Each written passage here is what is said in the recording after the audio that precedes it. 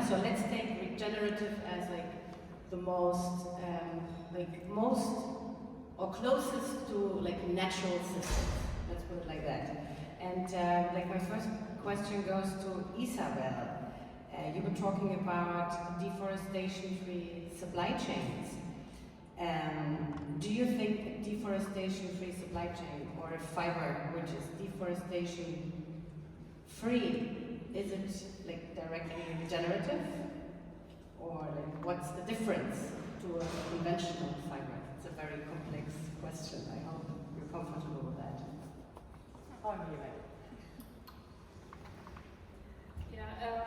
of course it's not automatically regenerative then, because it really depends on how the materials are cultivated. I mean, I've studied sustainable agriculture, so to have a sustainable cultivation, organic actually is not even enough, because there are even more evolved agriculture systems right now that also have to do with being regenerative. So this is a term really being used for quite a long time in the agriculture field, and it's now rather shifting to the business.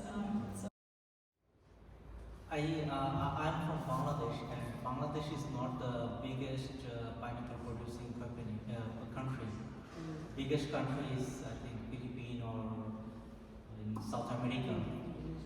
But in Bangladesh, I set up this factory because I'm from Bangladesh. I grew up in a farming family. After harvesting pineapple, many leaves are over there. It's the leaves. Yeah. We're talking about the leaves. This is the leaves. After harvesting pineapple, these leaves are abandoned in the field. And when I went on that road, I see both sides of roads, and on the landfill, there is a lot of leaves. So I make the machines. Initially I started with 3 machines. Now I have about 25 machines, and I produce 3,000 kilo fiber every year.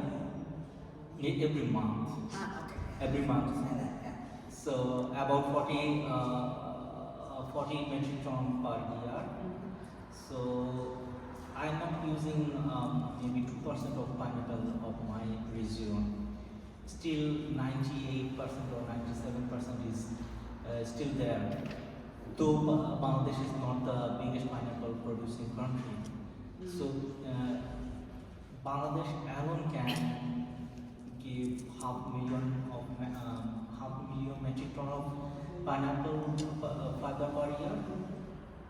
Banana fiber is more, and now we can calculate if Philippines, North American or other countries join, it can be the revolution. And the technology I am using for decorating, decumming and spinning ability of the fiber, I'm using for pineapple fiber now. Next I'm going to use for banana fiber, and it can be used for hemp, needle, flax, any plant-based fiber, and this is completely chemical free. So this technology is scalable because the machine I make is very simple. I get these leaves after harvesting, and these leaves produce green biomass and fibers. Green biomass is going to be cattle feed, and for the further fertilizer, making fertilizer from further farming, and the fiber is going to be as a textile. So this is my vision, is to make agriculture is waste-free, make it profitable, so that next generation come into the agriculture and they can come closer to nature, because this is necessary. Ultimately, we have to go back if we want to protect our earth.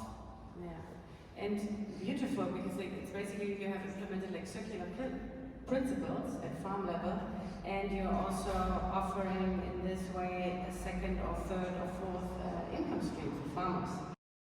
And I think we cannot leave the symposium with a focus on Bangladesh without talking about this very, or the most important raw material actually your country has to provide, and there's such a long history. There was a war involved, you know, like Pakistan was involved, and you were actually not getting the value for your precious resource for so many years. Can you like elaborate a little bit on the jute industry right now, and do you think it's a textile fiber for the future, or not so much? Hello. Yes. Thank you, Lavinia, for the question. Actually, I'm very interested to talk about the jute because it's called golden fiber of Bangladesh. And once upon a time, we are one of the biggest exporter of jute towards the whole world. So, of course, recently, with all the regulations and technologies and innovations, somewhat jute is going on the back doors, but we are not using it, not that much using it anymore. But I would say that new generations who are coming, we don't think textile only for the wearable clothes, but we think textile in a technical way as well, because the textile can be used the technical textile and can wearable clothes as well. So nowadays we are using geobag, which is made from jute, so it is an alternative of a tree plantation. Normally we use plastic drums or something like this on the rooftops to plant the big trees, but nowadays people are using geobag instead of these plastic drums, which is saving the environment, and at the same time these geobags are biodegradable as well. And as you have seen on the first of the symposium, there was a presentation of the BDMEA Innovation Center. They are doing actually some kind of research to blend some other fibers with the jute to make some wearable cloths out of it. So these researches are still going on, and if this can getting successful, I think there will be a potential business jute creating inside the Bangladesh, where we can make jute as a wearable fabrics. Not only the geobags and the wearable fabrics, but also this jute can be used for many other purposes. So actually there's thing that maybe we are not doing the branding the right way for this. So we need to do the brandings, and I think government and different stakeholders should also come forward to invest more on the jute sector. Because what happens today, we are so much in debt to the cotton, viscose and other regenerative fibers that we sometimes forget what we have in front of the eyes. So because today Bangladesh and many farmers are growing jutes and still exporting them, so we should definitely take the advantage of it, and we can create a new market for the jute as well. We should create awareness about the jute products in Bangladesh, because people are not able to understand the value of the jute products. They are using the various types of value-added cotton, these types of products. It is our responsibility to create awareness to use the jute products, and came to it at international level to marketing purpose of our Bangladesh. Yeah, totally.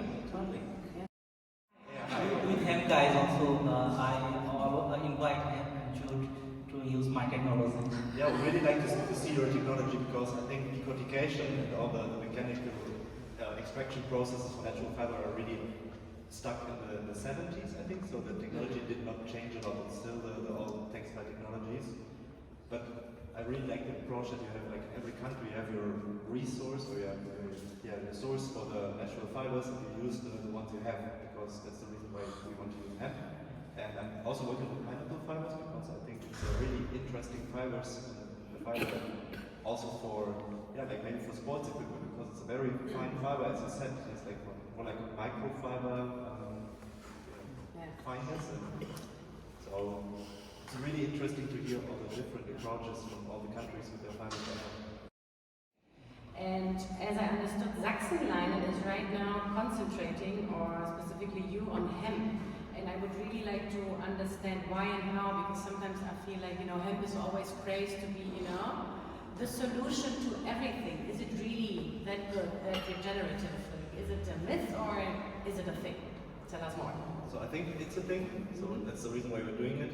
If you see the global market for like flax fibers, which is maybe one of the most common fibers after cotton, is really dominated by France and Belgium. So these are the regions where you can really get the high quality textile flax fibers, because of the climate and the retting process, but I don't want to go into detail here.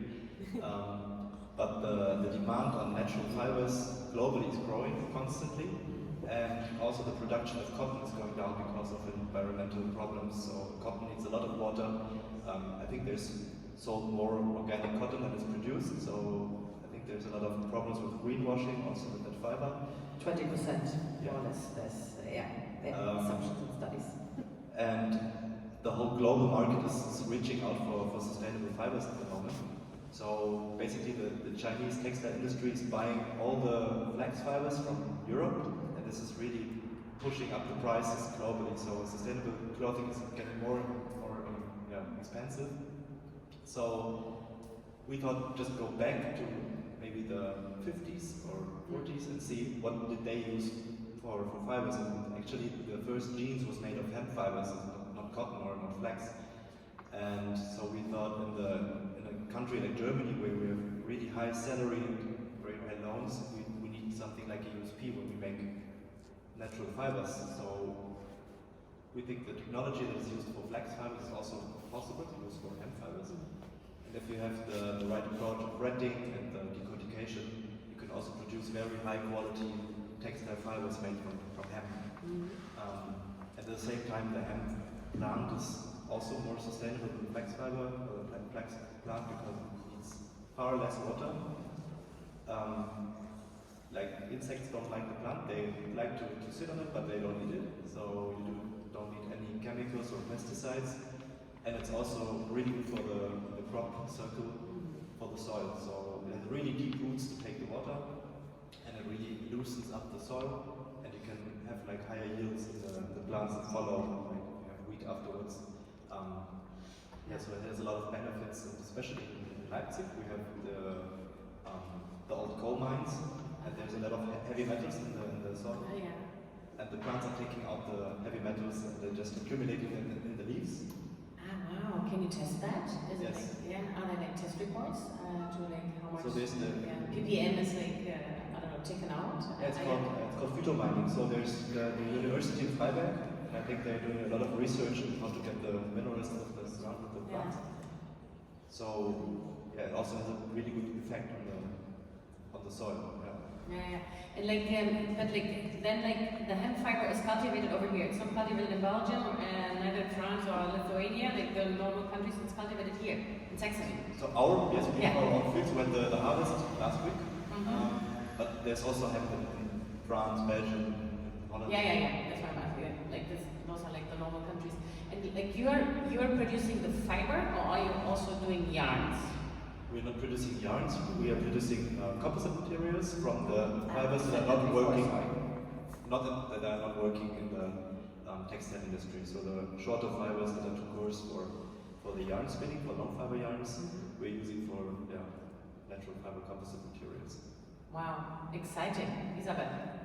Yeah, I just want to first agree that from an agricultural point of view, hemp is really great. It's easy to manage compared to other cultures, and also it helps with tackling deforestation as well, because hemp can be used for lots of things where you normally use wood for, and it's better to use hemp for example, for buildings or anything. You can also use hemp instead of wood. I mean, it wouldn't help if you destroy forests to grow hemp there, then it would not really help with deforestation. But apart from that, it's really great to get more attention to hemp. Yeah.